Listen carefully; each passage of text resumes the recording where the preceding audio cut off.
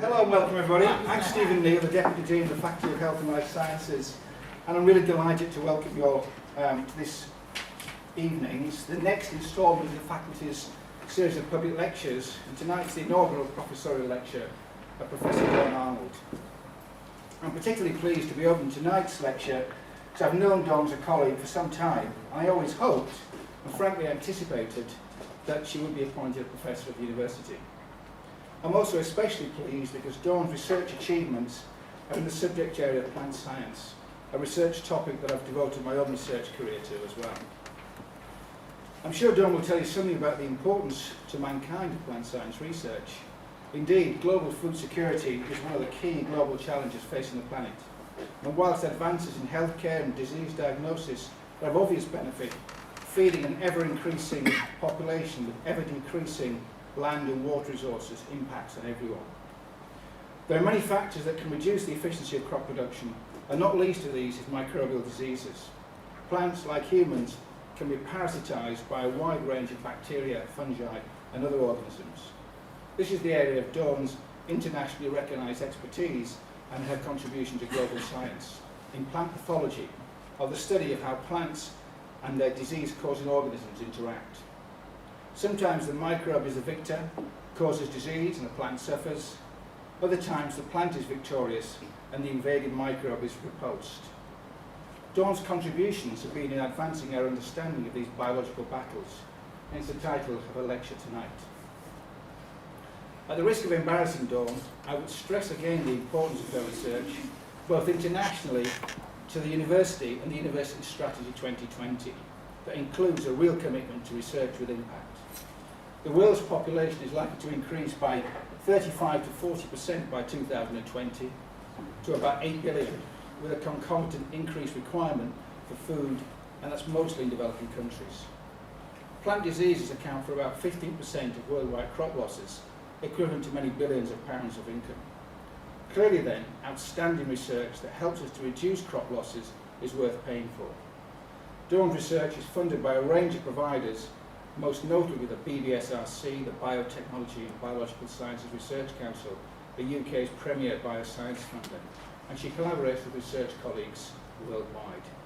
So it's great to see you all here, and particularly Dawn's sister and her partner who've travelled down from Birmingham, as well as her husband Rob, who's also here. Rob is also a plant pathologist like Dawn, which probably makes for interesting dinner conversations in the household. For most of us, a fridge incident is merely some rotting vegetables on the bottom shelf. For Dawn and Rob, it's a whole new scientific adventure. So, ladies and gentlemen, Professor Dawn Arnold. The title of my presentation tonight is Plant-pathogen Interactions and Arms Race. So what I'm eventually going to get around to talking about is the battle that's going on in the world all around us between plants and things that are trying to invade them, and how each one is trying to defend and attack the other, and how we at UE, as our group, have been instrumental in some of the advances in our knowledge of how plants and bacteria, in this case, interact with each other. But first, I wanted to start off with a little bit more general, as I get more of a choice what I can talk about tonight. And people often ask me, why plant science? What is it about plant science that you're interested in? So many other subjects to do. To be absolutely honest, I preferred the plant science lecturers when I was at university. And that's where it all began. But in the words of Monty Python, famous words of Monty Python, what have the Romans ever done for us? What have plants ever done for us? Well, I was talking to Emma Whitecamp about this, and she said, they make oxygen. And I was like, oh yeah, I'd forgotten that one. But yes, one of their main responses is they make oxygen. And basically, if we hadn't got plants changing CO2 into oxygen, we wouldn't have life on Earth, so they're quite important. But if we think about what else have plants done to us, well, they feed us. Wheat, rice are two of the most important staple crops on the planet, and they're eaten by a huge number of people. We also use plants for things like oils. We've got rapeseed oil there, but there's many different vegetables, seed oils. And for Joel, some particularly nice things that plants produce, like chocolate. But we also eat plants indirectly through meat. So, for example, we eat we drink milk, we eat cheese. These have all come from animals that have been grazing on grass. And we eat meat directly. We have beef there and bacon. And you could all name many, many more examples. But that food chain is dependent on the plants that they're grazing on in the first place. Other things, yarn. Think about what you're wearing. Cotton comes from a plant, the cotton plant, and also silk. These larvae of the silk moth are dependent very specifically on particular plants. This one particularly likes the mulberry bush, so that's where we get silk. And again, back to the animals, wool. So think about what you're wearing, and that's where you're dependent on plants as well. And you can put leather on there. Building materials. Bamboo is a worldwide building material that's used in a lot of construction, but also wood. There's wood beneath my feet at the moment. There's a lot of wood in this building. It's a major building material. It's a major plant. Trees, as I'll mention later, are under serious threat from a lot of pests and diseases. Drugs. I'm not going to mention some drugs that we get from plants, but there are others. Morphine we get from the opium poppy. Digoxin, which is used for heart conditions, comes from digitalis or the foxglove. Aspirin was first isolated from willow bark. And vincristine comes from Madagascar periwinkle, and vincristine's an anti-cancer drugs. So whether we get them directly from them now or we synthesise them, their origins have been from a plant origin, and we could add a lot more there. Fuel. We're moving into biofuels a lot more. It's an example there of willow being harvested for biofuels. This, Kevin, I hope that's willow. And also canthus grass being isolated. And we're moving into trying to be more sustainable and the use of fuels and biofuels. Pleasure. Plants give us a lot of pleasure, whether it's outdoor spaces for recreation, whether it's actually cut flowers or flowers we garden in our garden. That's important for our health and well-being, to have things like that around us. We also make music using materials that come from plants. And we play sports either on plants or using material to make what we need to play sports down. And finally, probably my favourite is this one for pleasure.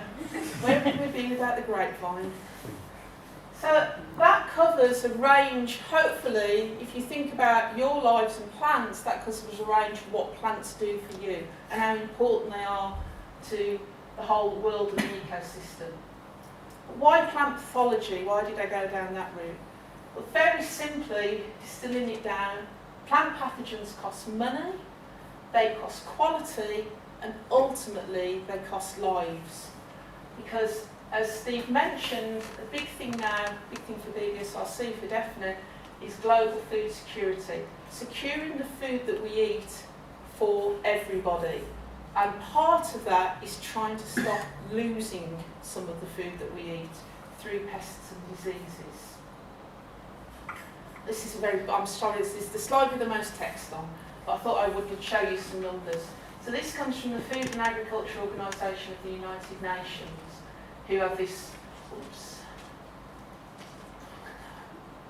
for a world, you think I've never lectured before, for a world without hunger. They say approximately 87 million people in the world don't have enough to eat. And most of those, 98%, are in developing countries. And a lot of those are children. 2.6 million deaths of children under 5 per year because they haven't got enough food. And we're losing food to pests and pathogens. We need to make more, but we also need to preserve what we're actually making. This is another thing taken from the World Food Programme. Hunger is the world's #1 health risk. It kills more people than AIDS, malaria and TB put together. And part of what we can do is try and save the plants so that we can actually end up with more crops, whether we save them in the field and stop losses, or we save them post-harvest and we don't lose them when they're being stored. And that's what I find really interesting. That's what sort of spurred me more and more into this field. and Steve's already mentioned this, but the world population is rising.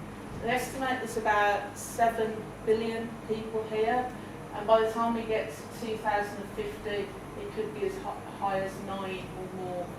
And if you see from this figure, it's happening in developing countries, and quite often these are where they haven't got the technology and the equipment and the treatments to prevent loss through plant disease. It's very hard to get hard and fast numbers of what we do lose.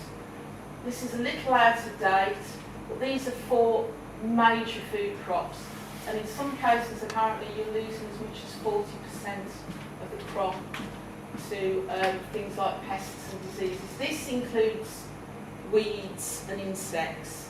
Steve quoted 15%, I read 10% of global food production is lost to plant diseases, but 10%, 15%, it's a huge number. It's a big number that's being lost. That's a lot of manners you can feed if you can prevent some of that loss.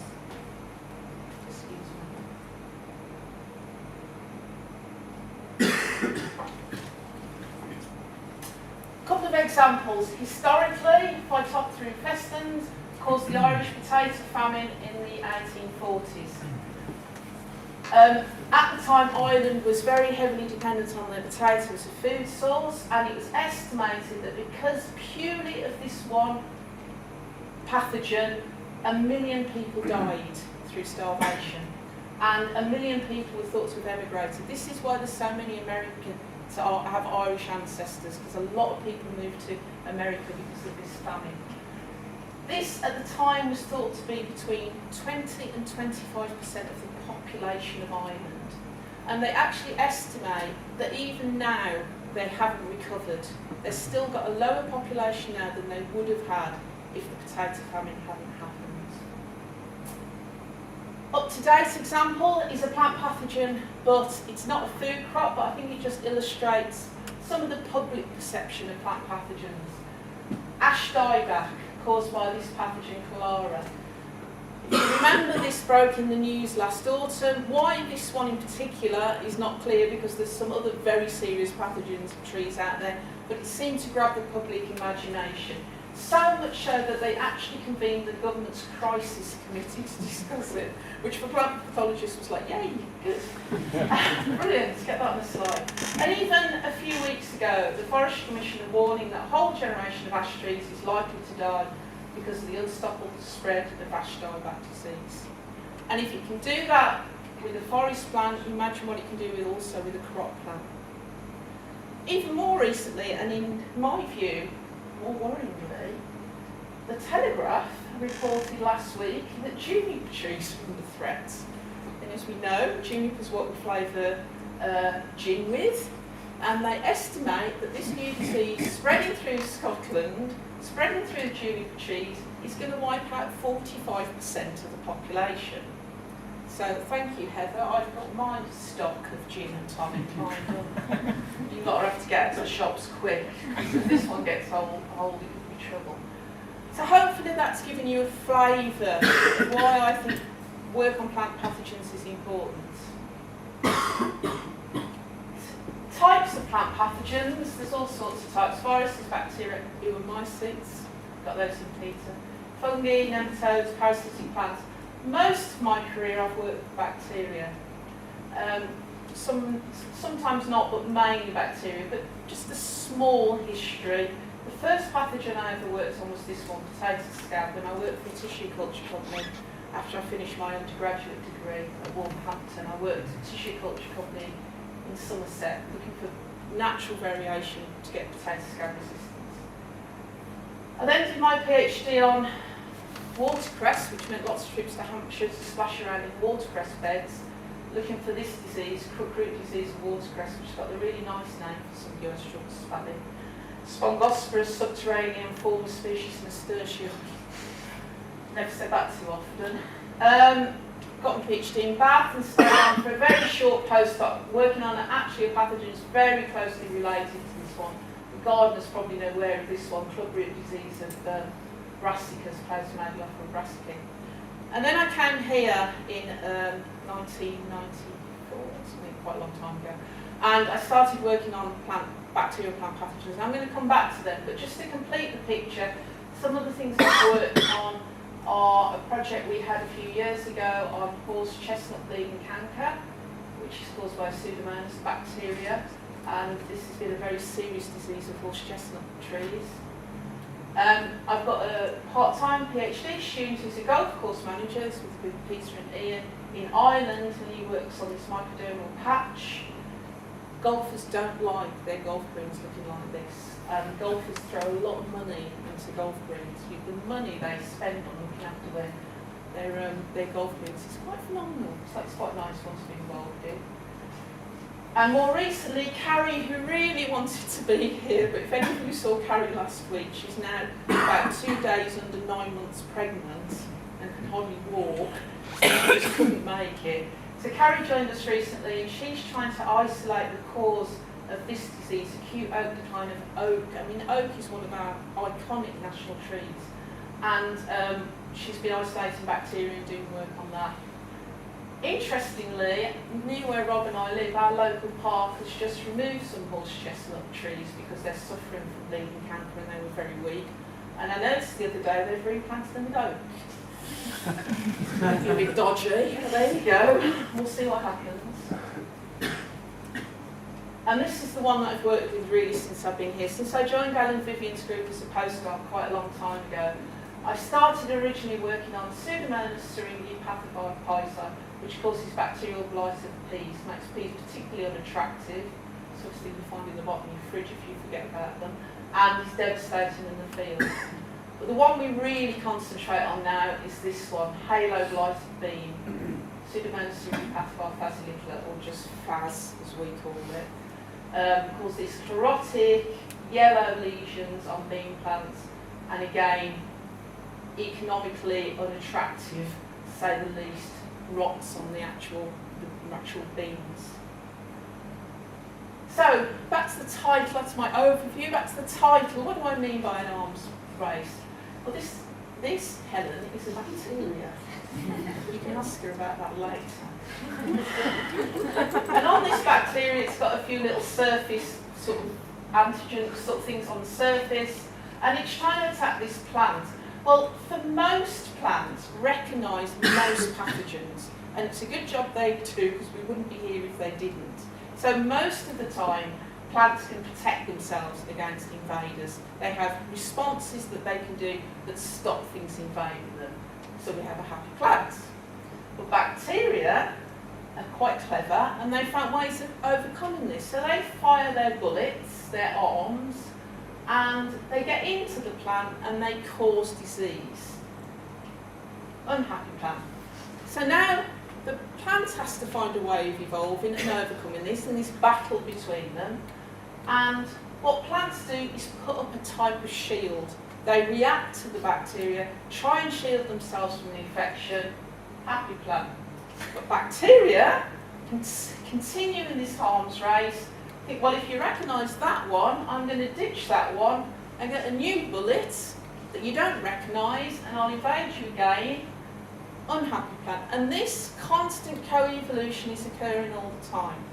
And what we're interested in finding is how can we understand this change, how it's been able to swap here, and is there anything ultimately we can do about it to prevent that happening?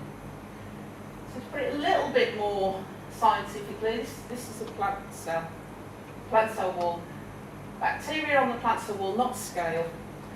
And what bacteria do is form a tube that they push into the plant cell, and from that they can make these molecules that they send into the plant cell, and if the plant doesn't recognise them, doesn't notice they're being invaded, the bacteria can cause disease. They release water and nutrients from the cells, you get nasty water-soaked lesions, and the bacteria grow happily. What the plant needs to do is recognise its invader, and they have these things called resistance proteins that recognise that they're being invaded. And if that happens, what the plant then does is it kills the cells that the bacteria is invading. It's suicide, or as we call it, hypersensitive response of the cells. And although you do get a lesion, it's localised, it's dead tissue, the bacteria die, it can't spread. And that's how they protect themselves from these bullets. And we can look at that, we can, in the lab, quite simple systems for looking at that. There's 2 different types of beans, 2 different types of cultivars, and a number of strains of the bacteria used. And you can do these assays where you simply grow your bacteria, you take a cocktail stick, you scoop up your bacteria, and you stab them into the bean, and you can see if you've got disease, or you've got this hypersensitive response. Because I now say it's simple, because I don't do it anymore. When I used to do thousands of this myself, I didn't think it was simple. But it's simple now, isn't it, Anna? Yeah. And what we're seeing here is a gene-for-gene interaction. I'm not going to dwell on this, but basically, if the bean plant has a resistance gene that recognises the bullet, the effector, you get the resistance response. Any other combination, you get disease. What the bacteria want to do is avoid this. And what we've got a system of that we found, and I'm now going to describe to you some of our more recent work, is how bacteria are avoiding this recognition. And hopefully our understanding of that will hope long term will let us understand what we can do to help the plants stop the bacteria invading. So a long time ago, Rob did an experiment where he was, I can't even remember why he was doing it, but he was screening this bacteria, and he was getting what we expected, a nice hypersensitive response. But occasionally he started seeing these ones that actually cause disease, and that was all very puzzling. And then he checked out one of these bullet genes, these effector genes, and he put it back in, and he restored the hypersensitive response. And after a great deal of work, we discovered actually he hadn't just lost this yellow gene here, this bullet gene.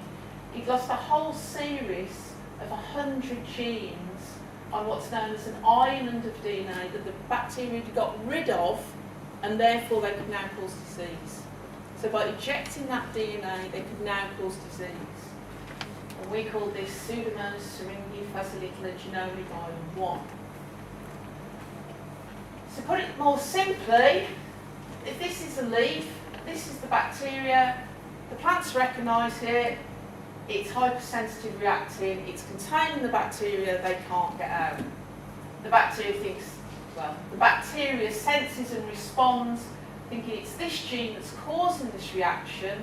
I'm going to circularise that piece of DNA, and then in future generations I'll lose that circular piece of DNA, and next time I invade a plant, it won't recognise me and I'll be able to cause disease. So that's what's going on, and we're losing this piece, this island of DNA. So we did an experiment, Andy Pittman, any of you remember Andy? He took some bacteria and he started to move it through the plants, and he passed it through the plants 1 week, then he passed it through the plants 2 weeks, on, to try and understand the dynamics of this. How quickly could the bacteria lose this island of DNA? And what we discovered was they can lose it pretty quickly. They're evolving rapidly. Once they sense they're in a hostile environment, they can eject part of their DNA to overcome it. This is one of the pods I showed you earlier. So this is the assay, and Andy did thousands of these and counted them. And this is first week on a leaf, and you can see a nice hypersensitive response. By the end, 5 weeks later, the bacteria were causing disease. They evolved to overcome plant resistance. And this is the number of colonies that could cause disease. This is one of Helen's figures over time. And it gets up to somewhere in the 90s. A little aside, interestingly, it never reaches 100%. And that's something we're quite interested in. So the bacteria could evolve and overcome disease. And what we think is happening is the bacteria, these are plant cells. And this is the bacteria inside the plant, sending in its little bullets, trying to cause disease, but the plant's like, no, I recognise you, I know I'm being invaded, I'm going to hypersensitive response or suicide my cells, and while I'm at it, I'm going to release things called antimicrobial substances, and I'm going to kill you. So it's limiting the infection. Bacteria responds, and some of them manage to lose the island.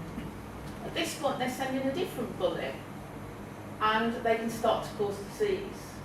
Eventually, they might send in the wrong one, but by this time, we've got a colony of bacteria that are capable of causing disease, and even if we get a total HR, this colony of bacteria can pass on, or they can move in the plant, and we begin to get the evolution of virulence. So it's overcoming disease. Helen then joined us, and one of the questions we set to Helen was, okay, we can lose it, can we gain it? Can it move between bacteria? So after about a year, she had lots and lots of experiments. She did one where she mixed 2 different bacteria together, one with the island, one without the island, recovered them, did lots of tests, and actually showed that the island will horizontally gene transfer, and that's quite a big buzzword in the world of plant science, if you move things horizontally. This is one of the tests she did. I won't go into the detail, but she showed that the donor strain, this is the recipient strain, and when she moved it, she got the profile of the recipient strain. And she also did some sequencing to show she had the profile of the recipient strain. It took quite a long time for us to be convinced, but eventually we did, and we got a very nice publication out of that. She showed that even when it moves, it's still functional. It can hop in and out, so it can move between bacteria and still function. The next question we said to Helen was, okay, well, how's it moving? And there's 2 main types of ways DNA can be moved between bacteria. They can either mate, where they move DNA through a tube they form between them, or they can release DNA and then absorb it. And it was a really interesting experiment, actually, because we had to go back to a book from the 1950s, 30s, really, really old basic microbiology book. They had some really nice experiments in, and Helen did a series of these. To cut a long story short, she actually showed it's mainly transformation. The bacteria picking the DNA up through the solution they're growing in, which was quite interesting. And that was novel, that hadn't been shown before for plant pathogens. You can't do it in vitro, you can't do it in the lab, you can do it in plants. And the only way you can actually even get near being able to do it in the lab is if you take the fluid out of plants and supplement your media. So there's some factor in the plants that's allowing the bacteria to release this island and also allowing other bacteria to gain it. So there's something going on there. So what do I mean by that? Well, what happens is the island is in the bacteria, again, hypersensitive response, it's a stressful environment, the bacteria eject the island, and some of the island is left in the plant. If there's bacteria present in the right vicinity at the right time, those bacteria can then pick up the island and potentially use it in a different way. There's 100 genes on there. We know what one of them is doing. The other 99 there are there, actually we know what 2 of them are doing. The other 99 there are there for a reason. So they're probably useful somewhere for that bacteria, which is why we never see it lost 100%. There you go, you can go back and we know it can integrate into the chromosome. Okay, Scott Godfrey, some of you might remember, came and we said to Scott, right, okay, we'd actually like to see this happening, thank you very much, if you can just sort that out. So we wanted to use something called green fluorescent protein and other versions of that to actually try and visualise what's going on in the bacteria. And he did a lot of cloning and came up with this system where on our island he made a green marker that fluoresces green, and while he was at it, on the rest of the chromosome he put a red marker that will fluoresce red. And the idea is, when this come out and is circulated and lost, we end up with red fluorescence. So if it's present, the bacteria fluoresce both colours. If it's lost, they only fluoresce one colour. He tried it in plants and it sort of worked a little bit. We got some nice, these are chloroplasts that are glowing blue here, and this is sort of plant cell here. And this is a bacterial colony. This is probably the best image you ever got. It was really hard, and you've got this sort of green glow. The green sort of overpowers the red. But just on the periphery, can you see it's losing the green? So those cells are actually ejecting that iron. And you can see it a little bit in in-vitro cells, but in plants it's really hard to see. Basically, because once you trigger the hypersensitive response, everything fluoresces. It's very, very hard to see that. So Scott came up with a method that Laura's now extremely familiar with, where he used a slide with agarose that could supplement with anything you wanted, with bacteria on the slide, and then he could use the confocal microscopy, what thanks to Dave for all the work he did with this, so that he could visualise what was going on. And this is what he saw. This is a bacterial colony. Every cell should be red because they've all got the chromosome, and any cells that have got the island should be green. And what you see is if you overlay them, when you overlay red and green, it sort of looks yellow, which means you've got good GFP expression, you've got good island retention, but over the time you start to see some islands appearing, some cells appearing that are just red. And this is done with increasing concentrations of apoplastic fluid. So this is what's nice about the system. We can now put anything we like in those slides. Increasing concentrations of apoplastic fluid, showing increasing loss of the island. And he did lots of controls. He did zero apoplastic fluid for days, and we also had 2 other different fluorescent markers. It was all very complicated, but it got some nice results there. So then it got complicated, a bit more complicated, because, okay, Scott, you need to show that these red cells have really lost the island before anyone's going to publish this. It's like, okay, well, what I'll do is I'll just recover all these cells, I'll test them in our pod tests, and we'll be able to tell that we've lost 50% of the island or whatever. It wasn't quite that straightforward. He recovered the bacteria, homogenised them, serially diluted them, plated them out, and they were all fluorescent green. So each one of these ones that was fluorescent red was now fluorescent green. And they were all causing the hypersensitive response, so the island ain't gone anywhere. Well, what's going on? Why are they red here? A lot of work, long story short, we think the island is very dynamic. It can move in and out of the chromosome. And because we had to put it in media to recover these, and they were quite happy in media, the island just settled back into the chromosome. Did some work to prove this, did some facts where we could separate the green and the red bacteria. So if they're in the chromosome, you see red. If they're out of the, so you see green. If they're out of the chromosome, you don't. By doing some real-time PCR analysis, basically looking to see if we could see things were being expressed, we can actually see that when you have GFP and they're on the island, you're getting good expression. But when the island's off, expression's dropping. In fact, in the bullets, the effector gene, it's dropping to almost anything. And what we think there is basically, as the island comes out as circular, you're getting a confirmation of change in the DNA, and that change in the DNA is affecting gene expression, and that was novel, which is why we managed to get that into a really nice journal. And we've actually shown now that we can actually see the island, and that was the first time that had ever been existed. It was always thought it was so transient that you couldn't ever actually visualise it. So we've actually not only showed that you can see it, we've shown that in this form we can actually replicate it, which was another novel finding. So that was quite exciting and a bit of a shock. But so what we think is happening is, when it's in the hypersensitive response, back to our little bugs again, it ejects the island and moves through those stages that I've explained before. But what we also think it can do is some of the population will eject the island, but instead of, will inject the island from the chromosome, but instead of ejecting it from the cell, they just change its structure in enough that they prevent the plant now recognising it. But it's still there in the population.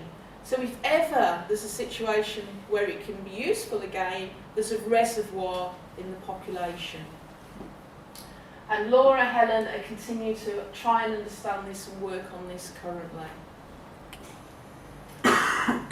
So, I've gone through that quite quickly, but I'm sure there's going to be food and things for you. So to conclude, what we've shown over the years is plant resistance is overcome by the loss of a large genomic island. It's always worth remembering it's just one gene, it's 100 genes that are being lost. The island can be transformed, it can move into other bacteria.